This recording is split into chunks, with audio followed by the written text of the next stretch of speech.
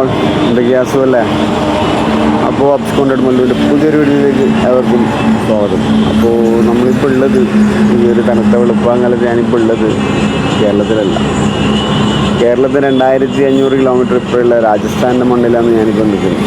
ഇങ്ങോട്ടേക്ക് വന്ന വീഡിയോ വളരെ വ്യക്തമായി ഞാൻ എടുത്തിട്ടുണ്ടെങ്കിലും എടുക്കാൻ പറ്റിയില്ല. എന്ന് വെച്ചാൽ എൻ്റെ മെമ്മറിൻ്റെ ഒരു വിഷയം, മെമ്മറി കാർഡ് ഇട്ടിട്ടായിരുന്നു ഷൂട്ട് ചെയ്തിട്ടുണ്ടായിരുന്നത്. മെമ്മറി കാർഡ് മൊത്തത്തിൽ കറക്റ്റായിട്ട് അത് റിക്കവർ ചെയ്യാൻ നോക്കുന്നുണ്ട്. കിട്ടിയില്ലെങ്കിൽ ആ ഇങ്ങോട്ടേക്ക് വന്ന വീഡിയോ കൂടി ഉണ്ടാവും. അപ്പോൾ ഇതിനു മുമ്പേ എറണാകുളത്തേക്ക് വന്ന വീഡിയോ ഇട്ടിട്ടുണ്ട്.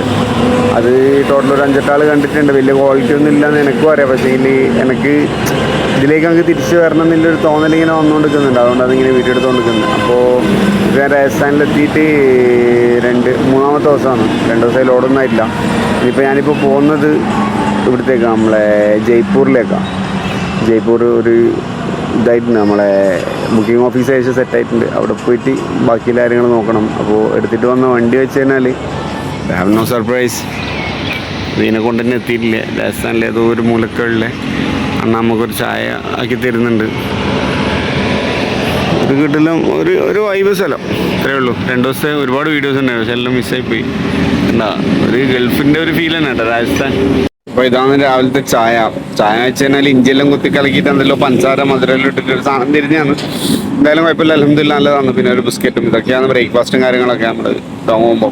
അപ്പോൾ ഇങ്ങനെ ജയ്പൂരിലേക്ക് ഇങ്ങനെ പോയിക്കൊണ്ടിരിക്കുകയാണ്. വല്ലാത്ത രസമുള്ള കാഴ്ചകളാണ്. ഇടത്തായാലും വലത്തായാലും നല്ല ഗ്രാമത്തിൻ്റെ ഒരു ഭംഗിയുണ്ട്. അതേപോലെ തന്നെ ഇപ്പം സിറ്റിയുടെ ഒരു തിരക്കിലേക്ക് നമ്മളിങ്ങനെ എത്തിച്ചേർന്നുകൊണ്ടിരിക്കുകയാണ്. ശരിക്കും പറഞ്ഞു കഴിഞ്ഞാൽ നമ്മൾ ലോകം മൊത്തം കാണുന്നതിന് മുമ്പ് നമ്മൾ ഇന്ത്യ കണ്ടതിന് തീർക്കണം. ഇന്ത്യ കണ്ടതിന് തീർത്തിട്ടേ പറയടി പോകാൻ പറ്റുള്ളൂ.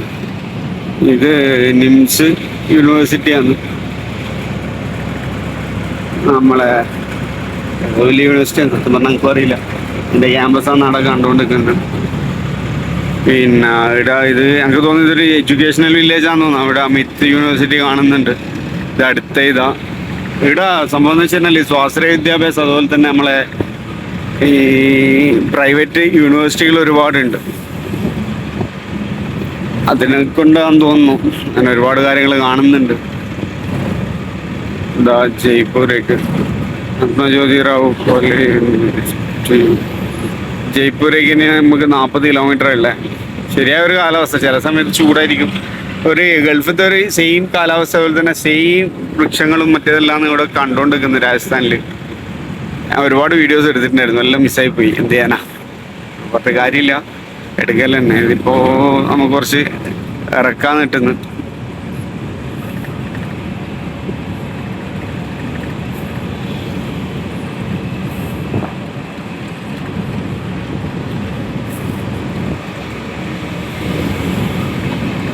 ലോടെ ഇവിടുന്ന് നാസിക്കിലേക്ക് ലോടെ ഇവിടുന്ന് നമ്മളെ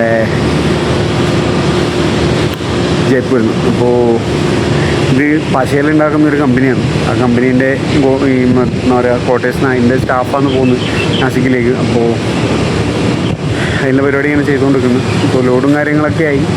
ഇനി ഇവിടുന്ന് പുറത്തേക്ക് ഇറങ്ങണമെങ്കിൽ ഇത് കമ്പനീൻ്റെ ക്വാർട്ടേഴ്സ് വന്നു. അപ്പോൾ പുറത്തേക്ക് ഇറങ്ങണമെങ്കിൽ നമുക്കൊരു ഗേറ്റ് പാസ് വേണം. ആ ഗേറ്റ് പാസിന് വേണ്ടി വെയിറ്റ് ചെയ്ത് നിൽക്കുകയാണ്.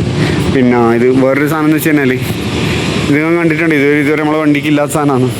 ഇത് താൽക്കാലികമായിട്ട് കെട്ടിവെച്ചതാണ്, വേറൊന്നുമല്ല. കാരണം ഇത് നമ്മൾ മഹാരാഷ്ട്രയിലേക്ക് കയറുന്ന സമയത്ത് ഈ ഒരു സാധനം ഇല്ലെങ്കിൽ നമ്മളെ വണ്ടി പിടിച്ച് 10,000-15,000 ഫൈൻ വരും. അപ്പോൾ പുതുതായിട്ട് വരുന്ന ആൾക്കാരുണ്ടെങ്കിൽ എന്തായാലും ആ സാധനം വെക്കണം. നമുക്ക് അറിയുന്നുണ്ട്. ഞാൻ ഫസ്റ്റ് വെച്ച് ഒന്നുമില്ല, നമ്മളെ റിഫ്ലക്ടറാണ്. അത് ട്രയാങ്കിളായിട്ട് വെച്ചാൽ ഒന്നിൽ ചെറിയ 2 വെച്ചാലും മതി.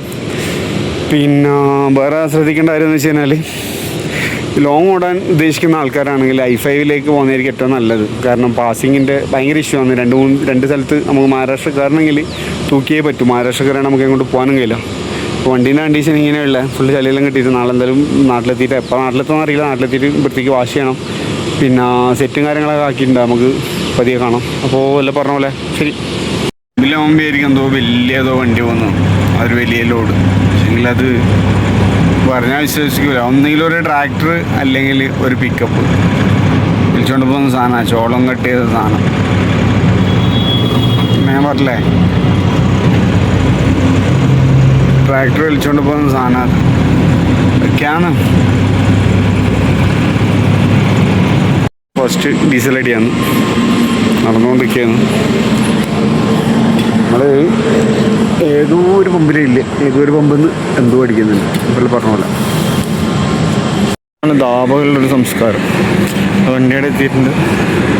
ഇവിടെയാണ് കിടന്നുറങ്ങുക, ഇവിടെ നിന്ന് തന്നെ ഫുഡ് കഴിക്കുക. നമുക്കിപ്പോൾ എത്ര വേണമെങ്കിലും ഒരു ദിവസമോ 2 ദിവസം വേണമെങ്കിൽ ഉറങ്ങണമെങ്കിൽ അതൊന്നും ചോദിക്കുകയും ചെയ്യില്ല, പറയുകയും ചെയ്യില്ല.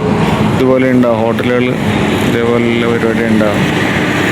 മിക്കവാറും പ്യൂർ വെജ് തന്നെ ഉണ്ടാകും. ഇത് ഭയങ്കര ഒരു അനുഗ്രഹം എന്ന് പറഞ്ഞ സാധനമാണ്. കാരണം നമ്മൾ അത്രയും ഓടിയിട്ട് ഇതിൻ്റെ അടുത്ത് കിടക്കുമ്പോൾ ഒരു സുഖം തന്നെ. വലിയ നമുക്കൊരു വലിയൊരു സൗകര്യം ഒന്നും നോക്കണ്ട, ലൈറ്റും കാര്യമെല്ലാം ഉണ്ടാവില്ല സംഭവം. അപ്പോൾ നമ്മളിപ്പോൾ കടന്നു പോകുന്നത് കണ്ടാള പോലുള്ളൊരു ചുരത്തിട്ടാണ്.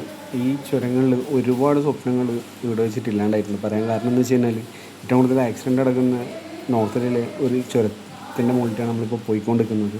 അപ്പോൾ നമ്മൾ യാത്ര പോയിക്കൊണ്ടിരിക്കുന്നതെന്ന് വെച്ച് കഴിഞ്ഞാൽ നമ്മൾ നാസിക്കിലേക്ക് വന്നു. നാസിക്കിൽ നിന്ന് അവിടെ പോയി അൺലോഡ് ചെയ്യണം. അതിനുശേഷം പുതിയ ലോഡിലേക്ക് പോകണം. പിന്നെ വെച്ച് കഴിഞ്ഞാൽ ഇപ്പം കേട്ടുകൊണ്ടിരിക്കുന്നൊരു വാർത്ത എന്ന് വെച്ച് കഴിഞ്ഞാൽ നല്ല രീതിയിൽ മഴയുണ്ട് എന്നാണ്.